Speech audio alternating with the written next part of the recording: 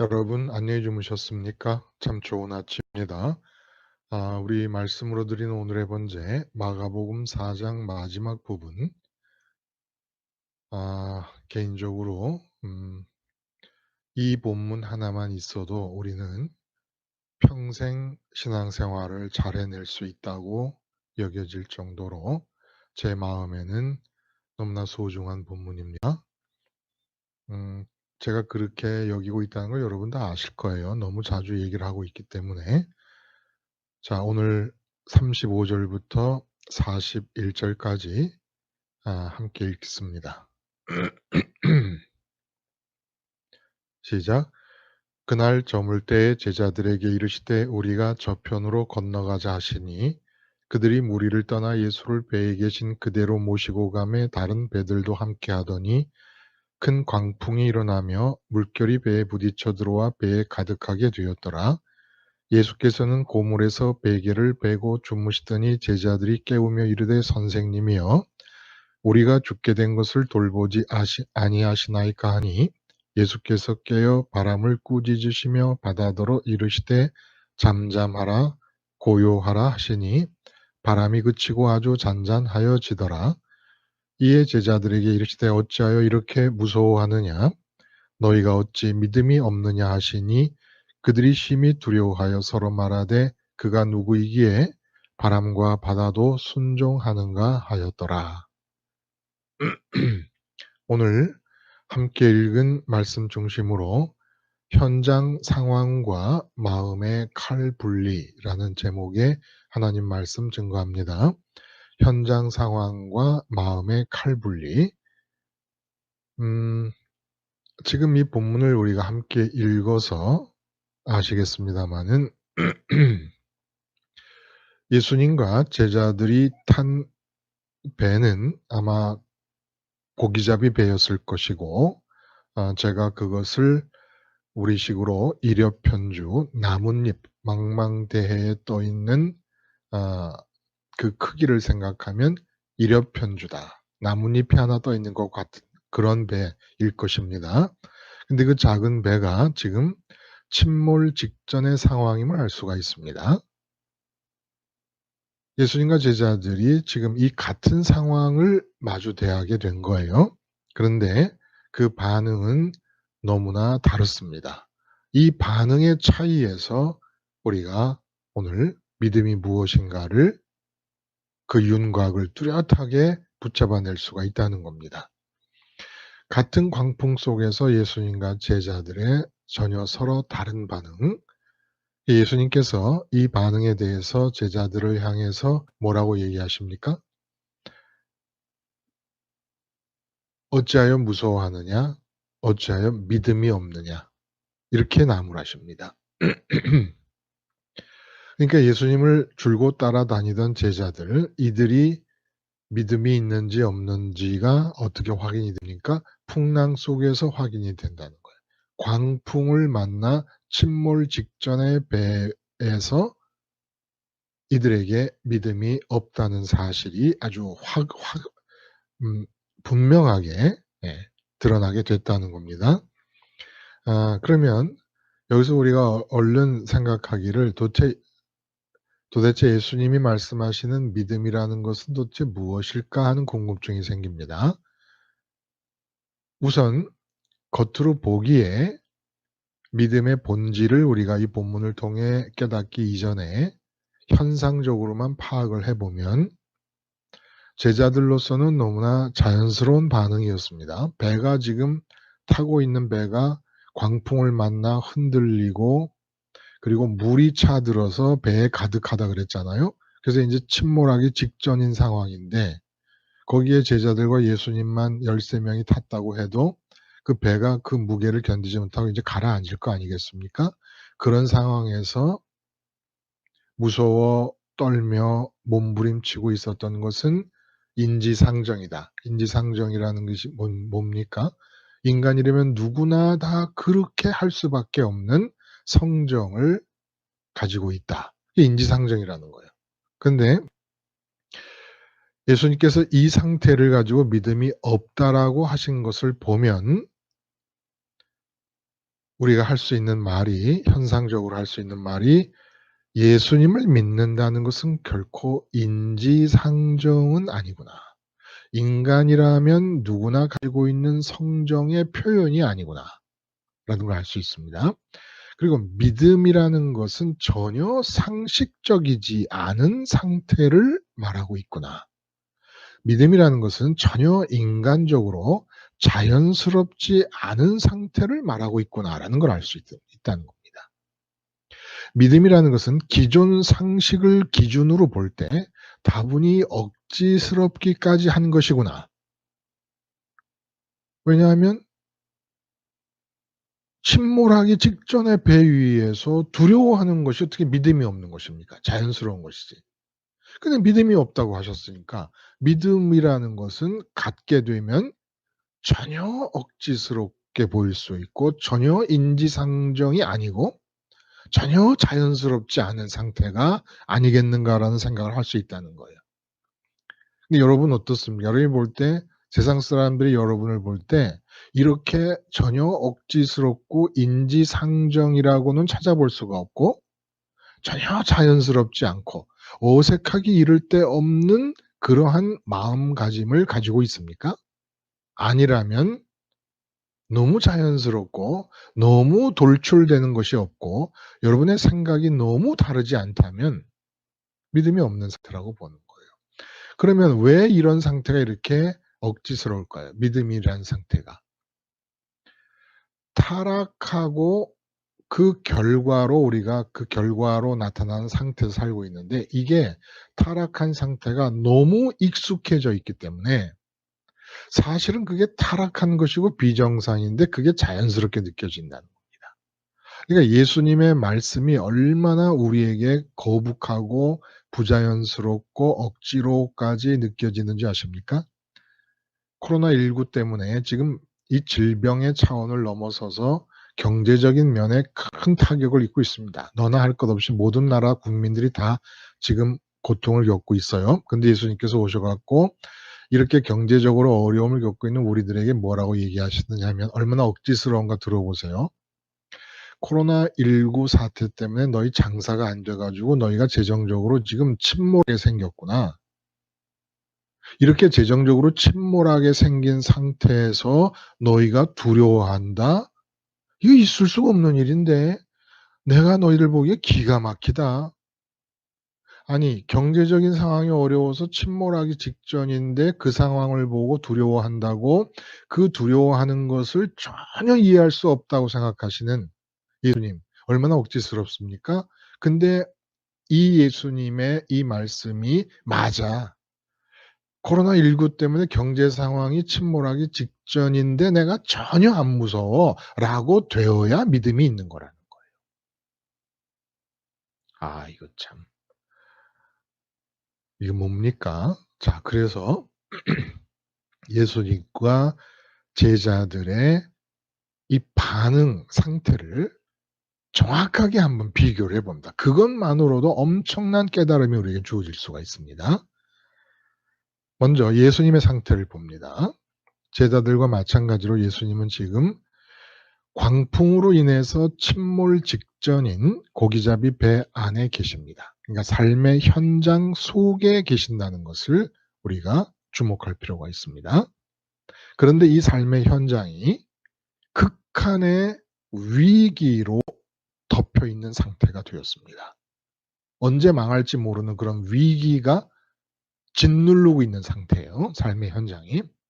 이게 인제 예수님에게서 우리가 지금 디테일하게 구분해야 될 첫 번째 단계고 두 번째는 예수님이 이 배 위에서 고물이라는 것은 배 뒤편이라 그래요. 그 배 뒤편에서 베개를 베고 주무신다라고 하는 상황을 통해 알 수 있는 것은 예수님의 몸으로 지금 예수님이 몸으로 현장 속에 계시는 중에 예수님의 마음과 이 삶의 현장의 상황은 마치 칼로 베어낸 듯이 구분되어 있고 예수님의 마음이 현장 상황에 조금도 젖어들지 않고 있다는 것을 우리가 알 수 있습니다.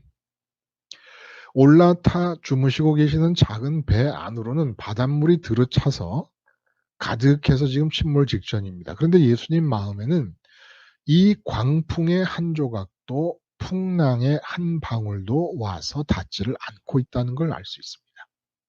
예수님의 마음과 현장 상황이 칼분리 상태가 되어서 유리막으로 서로 나뉘어져 있는 것 같은 그런 느낌이 듭니다. 세 번째는 예수님의 마음은 그러면 광풍에 휩싸인 삶의 현장을 떠나서 어디로 가 계신다는 것입니까? 도대체 어디에 마음이 가 계시기에 마음이 그렇게 평안하고 평강 속에서 이렇게 깊은 잠을 주무실 수가 있는 겁니까? 우리가 그 TV 같은 데서 이제 스파이를 잡아 가지고 고문을 하는 장면을 볼 때면 고문이 너무 지독해서 혼절을 하잖아요. 기절을 합니다. 그러면 기절을 하면은 차가운 물을 확 갖다 부으면 깨지 않습니까? 고문받다 괴로워서 기절한 사람도 찬물을 갖다 끼얹으면 잠에서 깨어나 기절한 상태에서 깨어나는데 도대체 예수님은 지금 광풍이 대작해 가지고 물결이 넘쳐 들어오고 있어서 얼굴에 물이 찰싹찰싹 때리고 있는 상황일 텐데 깊은 잠을 주무십니다. 이건 도대체 마음이 어디 가 계시기 때문에 그런 겁니까? 바로 하늘에 계신 아버지 품에 안겨 계셨던 겁니다. 마음이. 현장 속에 계셨다. 그러나 현장의 상황과 예수님의 마음은 칼분리되어 계셨다. 그럼 이렇게 현장 상황에서 분리된 예수님 마음은 하나님의 품에 안겨 계셨다라는 겁니다. 여기서 마지막으로 우리가 알 수 있는 것은 이 현장 상황과의 칼분리 그리고 하나님 품에 안겨 계신 것이 이런 극한의 위기 속에서 평강을 누리시며 깊은 잠을 주무신 비밀이었는데 여기서 또 하나의 비밀이 드러난다는 겁니다. 예수님은 꼭 풍랑이 있는 지금의 상황이 아니더라도 삶의 현장 속에서 계실 때는 언제나 마음이 이렇게 상황과 분리되어 하나님께 가 계셨습니다. 그러면 하나님께 가 마음이 계시기 때문에 예수님의 말과 행동, 심지어는 생각과 감정과 의지는 상황으로부터 유발되는 게 아니었음을 알 수가 있다는 거예요. 예수님은 상황으로부터 분리되어 있으니까 상황이 예수님에게 생각을 하게 하고 감정이 움직이게 하고 의지를 발동시킬 수가 없는 겁니다. 말을 하게 하고 행동을 할 수가 없는 겁니다. 마음이 분리되어 있으니까. 그럼 어떻게 된 겁니까? 예수님이 마음이 분리되어서 아버지께 가 계셨는데 그 아버지께서 예수님이 몸으로 속하여 계시는 삶의 현장을 접수하십니다. 하나님이 접수하셔서 그 접수하신 상황에 대해 하나님의 뜻이 있으면 하나님 품에 안겨 계신 예수님의 마음에 그것을 넣어 주셨습니다. 그래서 현장 속에서 예수님의 마음은 상황과 분리되어 아버지께로 가고 그러면 그 현장은 아버지가 접수를 하고 아버지가 느끼시는 생각과 감정과 의지를 예수님을 통해 나타내게 하시고 예수님의 말과 행동을 유발시켰다는 것을 알 수 있다는 겁니다. 이 현장을 통해서 거기까지 유추가 가능하다는 거예요. 자, 이제 그러면 예수님의 이 삶의 현장에서의 상태는 늘 이렇게 마음이 분리되어 있음을 알 수 있는데 이 광풍 본문이 특별히 갖고 있는 특징은 뭡니까? 예를 들어 예수님이 무화과나무 그늘 아래서 잠을 주무시고 계셨다 그러면 그때도 예수님의 마음은 삶의 현장에서 분리되어서 하늘에 계신 아버지께로 가 계신 겁니다. 근데 그 무화과나무 그늘에서 잠을 주무시게 되면은 예수님의 마음이 현재 삶의 상황과 분리되어 있다는 걸 알 수가 없습니다. 아, 그늘이 참 시원하고 좋으니까 피곤하시던 차에 깊은 잠을 주무시는구나. 이렇게 생각한다는 거예요. 사람들이. 그때도 분리되어 칼 분리가 이루어지고 있음에도 불구하고. 근데 광풍이 대작하는 일회편조 위에서 잠을 주무시는 이 상황이 되고 보니까 '이야 이거 어떻게 이럴 수가 있어 사람이면.'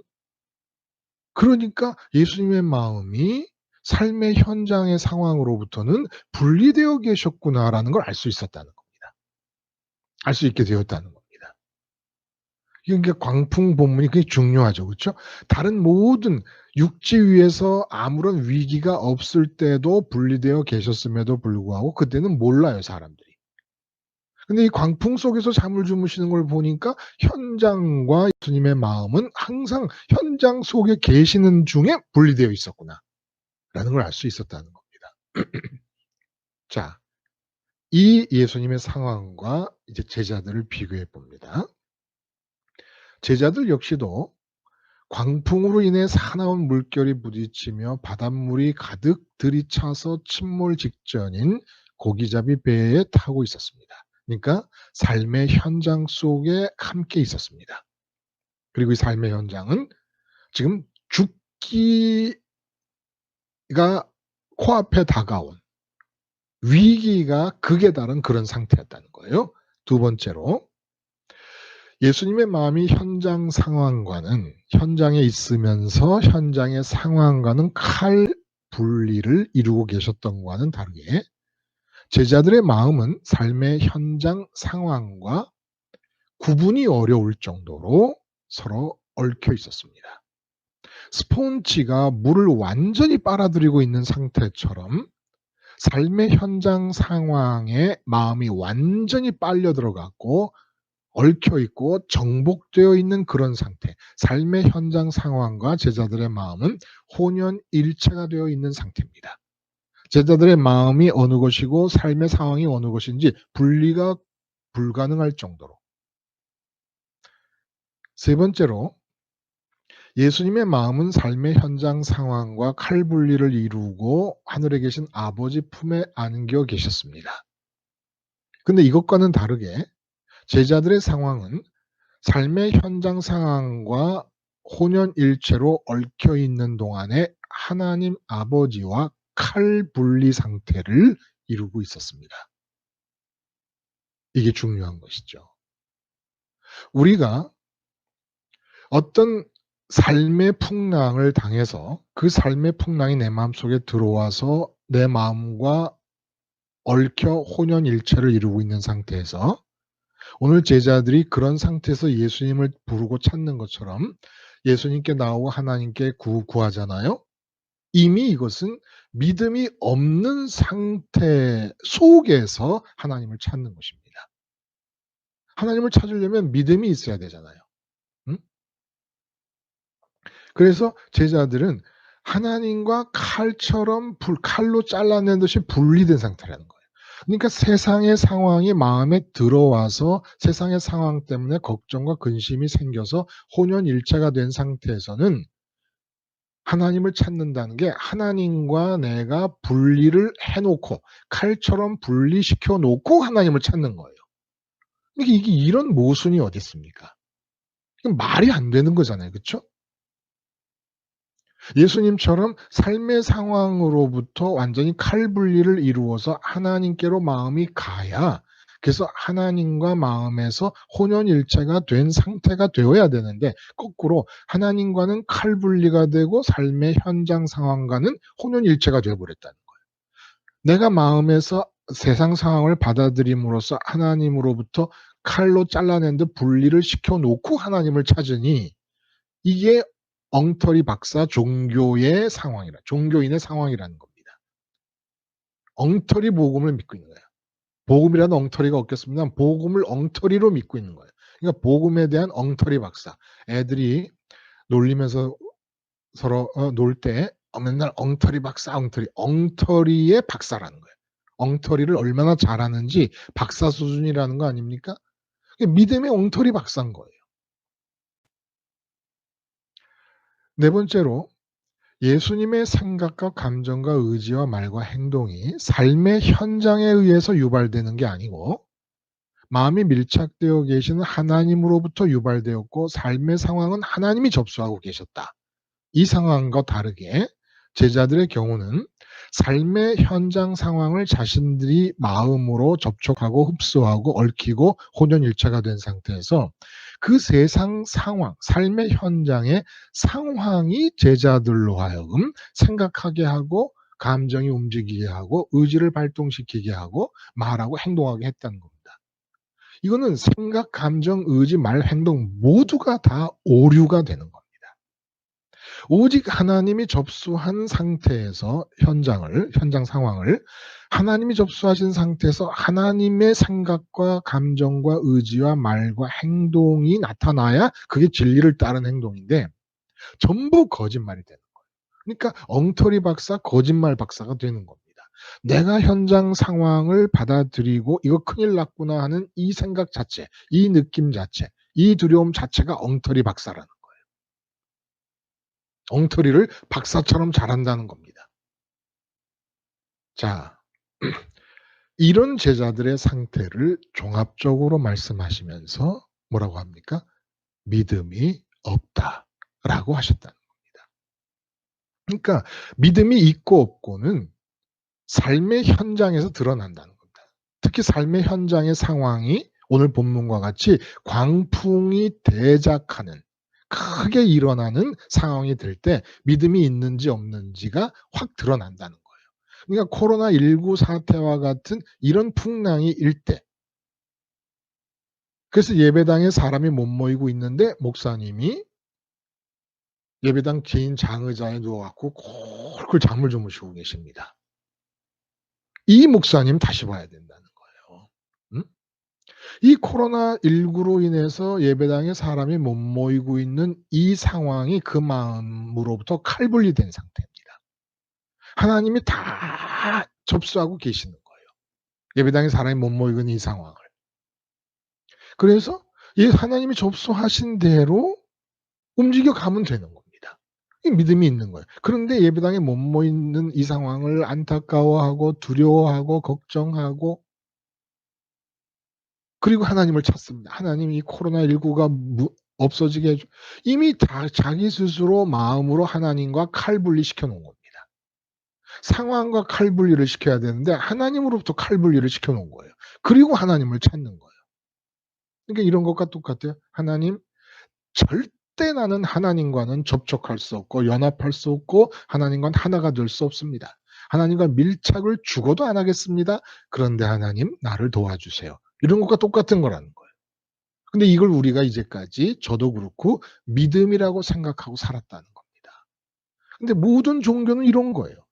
세상의 현장 상황에 혼연일체가 된 상태에서 유발되는 감정과 생각과 의지를 따라 내가 인간이 만들어낸 신 앞에 나와서 그 상황을 내가 컨트롤하는 위치에 서서 내가 원하는 방식대로 해결해 달라는 것이 종교 행위의 가장 대표적인 행위 아닙니까?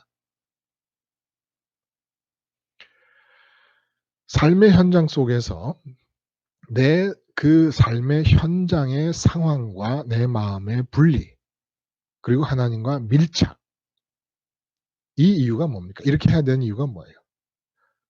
마음은 절대로 이 지구 위에서 내 삶의 현장의 상황이 어떻게 바뀌어도 만족과 기쁨과 채움을 얻을 수가 없습니다.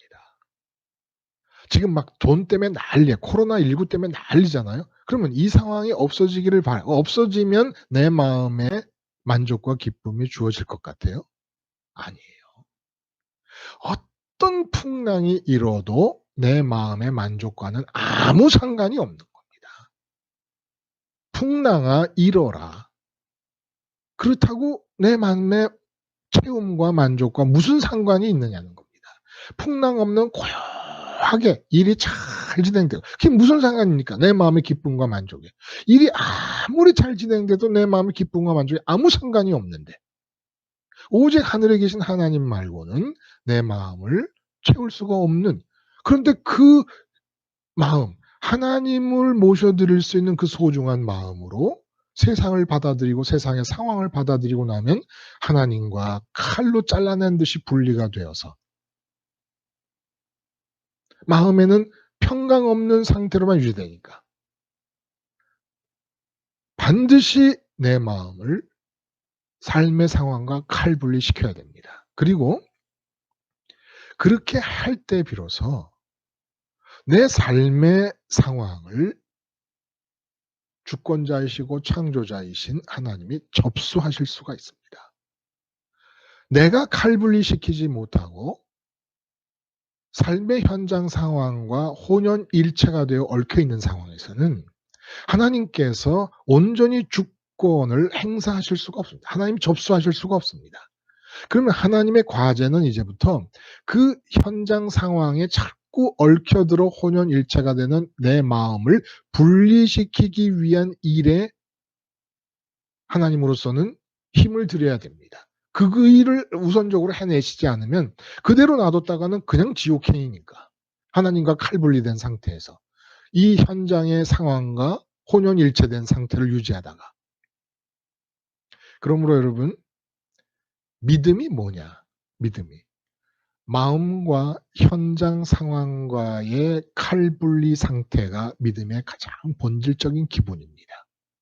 정말 예수님을 믿는다면, 살아계신 하나님, 창조주 하나님을 나의 아버지로 믿는다면 내 삶의 현장에서 주어지는 상황으로부터 마음을 칼분리시키라는 겁니다. 그래서 예수님은 십자가를 지셨고 사도 바울은 날마다 죽는다는 결심 아래 예수님의 죽음을 아예 짊어지고 다닌 겁니다. 어디를 가나 사도 바울의 몸속에 허파가 있고 심장이 있고 위가 있는 것처럼 예수님의 죽음을 어디를 가나 달고 다녔던 거예요. 왜 그렇습니까? 어디를 가나 자기가 속하게 되는 삶의 현장의 상황과 자기 마음을 예수님의 십자가를 통해 칼분리시키기 위해서, 내가 십자가에서 예수님과 함께 이 세상에 대하여 죽었다는 자아의식이 유지되지 않으면 삶의 현장과 내 마음이 칼분리되어질 수가 없습니다. 이렇게 분리만 되면 내 마음은 이 지구 위 어떤 상황이 주어져도 채워질 수 없는 채움을 하늘의 아버지로 채움을 얻게 되고, 내 현장의 상황은 아버지께서 접수하시고 접수하시는 대로 아버지의 생각과 감정과 의지와 말과 행동이 나를 통해서 나타나게 되고, 또 나와 관계된 나의 행동을 넘어선 영역까지도 하나님이 다스려 가시는 것입니다. 그러므로 칼분리의 예를 들자면 우리 마음이 냉담해지고 냉혹해져야 됩니다. 현장 상황에 대해서. 그래야 같은 현장에 있는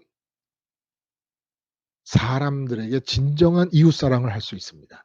칼분리가 전제되지 않은 상태에서의 사랑이라는 명분 아래 행동하는 것은 오지랖이고 얽힘이고, 물속에 빠진 사람 구하러 들어갔다가 같이 얽혀서 부둥켜 안고 물속에 빠져 죽는 것과 똑같은 거예요.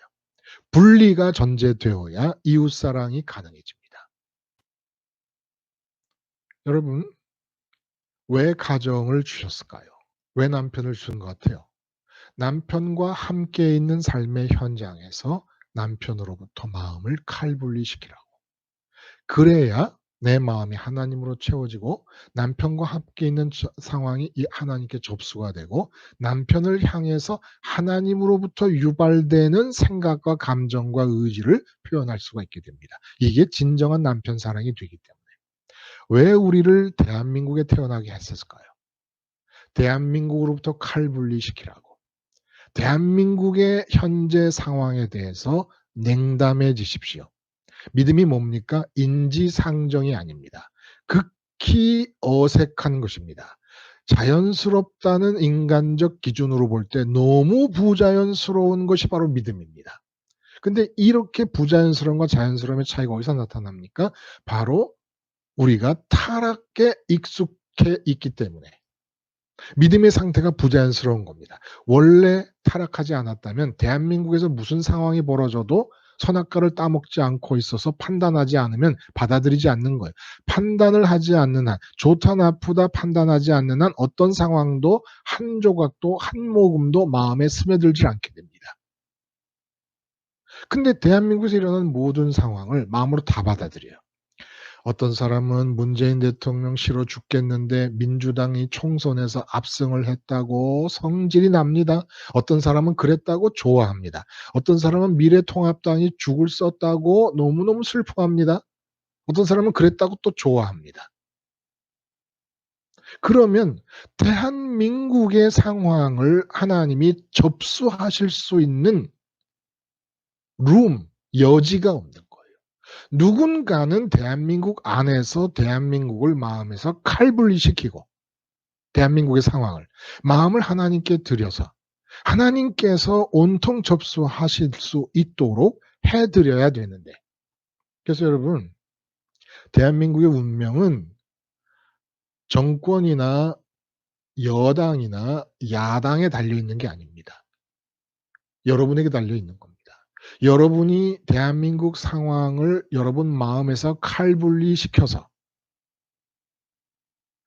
여러분이 관계를 맺고 있는 영역만큼이라도, 여러분의 관계가 무시무시한 거예요. 여러분의 친구가 있고 친구의 가족들이 있고 그 가족들의 한 사람 한 사람의 또 지인들이 있고 그 지인의 한 사람, 그러니까 이렇게 연주를 따져가면 어마어마한 영역입니다. 여러분 한 사람의 이 땅에서의 관계의 영역이라는 거지. 근데 나 한 사람이 여기서 지금 대한민국 상황과 내 마음을 칼분리시켜 갖고 마음을 하나님께 드리고, 그래서 이 상황을 하나님이 접수하게 하면 내가 관계를 맺게 되는, 직접 간접으로 몇 달을 거쳐서 관계를 맺게 되는 그 모든 영역들이 하나님의 주권 안에 포함될 수 있습니다. 문제 없습니다, 여러분. 그런 사람이 300명만 있으면 대한민국 전체가 하나님의 주권에 장악될 수 있다는 거예요. 십자가 주님과 함께 죽었다는 자아의식이 이 세상 어떤 상황보다 먼저 내 마음에 느껴지고 유지되고, 그럼으로써 어떤 삶의 현장에서라도 그 상황으로부터 내 마음이 칼분리 되실 수 있기를 진심으로 바랍니다. 기도하시겠습니다. 하나님 아버지, 주님의 십자가에서 주님이 죽으신 것이 나의 죽음을 이루신 것입니다. 이 죽음을 기억하고 어떤 삶의 현장 속에 있든지 그 현장의 상황과 내 마음이 칼분리되게 해 주시옵소서. 그 뒤에 약속된 모든 은총을 누리고 확인하는 하루가 되게 해 주시옵소서. 예수님의 이름으로 기도드리옵나이다.